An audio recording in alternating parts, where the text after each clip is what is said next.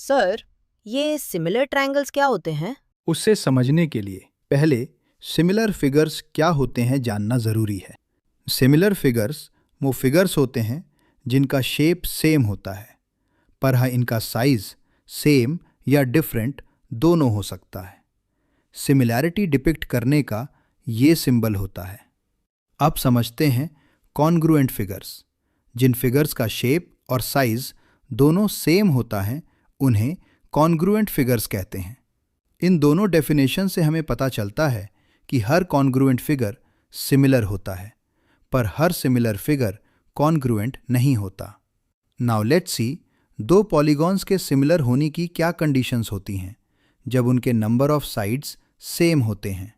वैसे याद है ना, पॉलीगॉन्स स्ट्रेट लाइंस वाले फिगर्स को कहते हैं। उनके corresponding angles should be equal and उनके कॉरस्पॉन्डिंग साइड्स सेम रेशियो में होने चाहिए। और अगर पॉलीगॉन 1 पॉलीगॉन 2 से सिमिलर है और पॉलीगॉन 2 पॉलीगॉन 3 से सिमिलर है, तो पॉलीगॉन 3 पॉलीगॉन 1 से भी सिमिलर होगा। अब इसमें नेक्स्ट चीज है स्केल फैक्टर। दो सिमिलर फिगर्स की कॉरस्पॉन्डिंग साइड्स का जो रेशियो होता है उसे उनका स्केल फैक्टर कहते हैं। जैसे इन दो सिमिलर फिगर को देखते हैं, यहां mn/ab is equal to 4/2 which is equal to 2। तो इन दोनों फिगर्स का स्केल फैक्टर है 2, जिसका मतलब है सेकेंड ट्रायंगल फर्स्ट ट्रायंगल से 2 टाइम्स बड़ा है। चलो अब सिमिलर ट्रायंगल्स क्या होते हैं समझते हैं। कोई भी दो ट्रायंगल्स तब सिमिलर होते हैं जब उनके कॉरस्पॉन्डिंग एंगल्स इक्वल हों और उनकी कॉरस्पॉन्डिंग साइड्स का रेशियो भी इक्वल हो। अब इन दो ट्रायंगल्स को कंसिडर करते हैं जिनमें angle A is equal to angle D, angle B is equal to angle E और angle C is equal to angle F। और साथ ही DE/AB is equal to EF/BC is equal to DF/AC।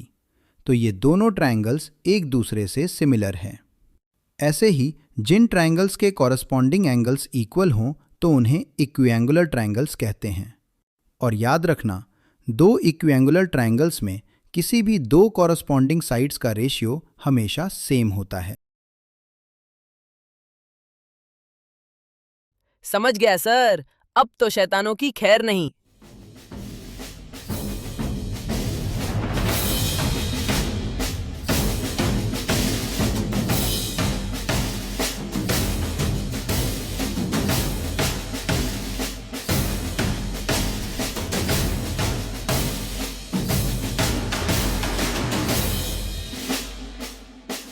Game खेलो और math syllabus complete करो at tictacgo.com।